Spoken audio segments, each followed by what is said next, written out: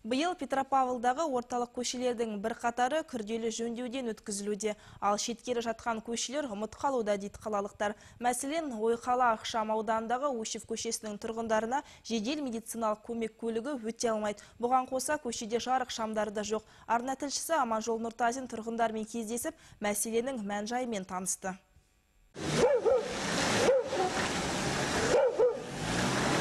Ойқала шағын ауданындағы Ушев көшесіне бұрылғаннан қиындыққа тап болдық. Темір тұлпарымыз батып, саз балшықтан әзер шықты. Дегенмен діттеген жерімізге дейін жетіп, халықпен тілдестік. Жол жаман, жаяу әзер жүрсек, көлік әсіресе жедел жәрдем өте алмайды. Бізге жай ғана жолды тегістесе болғаны ғой, бірақ бұл жасалмай отыр. Мына саз жуырда жауған жаңбырдың салдары. Жергілікті тұрғындардың айтуынша, көктемде де, күзде де олар осындай мәселеге тап болады. Галина Соловьеваның Ойқала ықшам ауданында тұрып жатқанына 8 жыл болған. Осы уақыт аралығында мұнда жөндеу жұмыстары жүргізілмепті. Жол мәселесімен ол қалалық әкімдікке шағымданған еді. Алайда 2009 және 2014 жылдары жергілікті тұрғын үй коммуналдық шаруашылығы бұл олқылықты түзейміз деген зейнеткерге хатты жолдаған. Алайда айлар, жылдар өтіп, мәселе шешімін таппады. Когда заливает дорогу дожди со всех... Жол мардымсыз жағдайда. Жауын шашыннан кейін көлік өтсе мүлдем бүлдіріп кетеді. Шағымдандық та жаздық та шешілмеді. Істейміз деді, бірақ қашан? Ушев көшесінде жарық мәселесі де шешілмей отыр. Күн батысымен жергілікті тұрғындар балаларының мектептен үйге қалай жететініне алаңдайды. У нас и там свету тоже нету. Бағаналар бар, бірақ шамдар жоқ. Қиын емес қой орнатуға. 2 шам орнату керек бізге. Бар болғаны осы.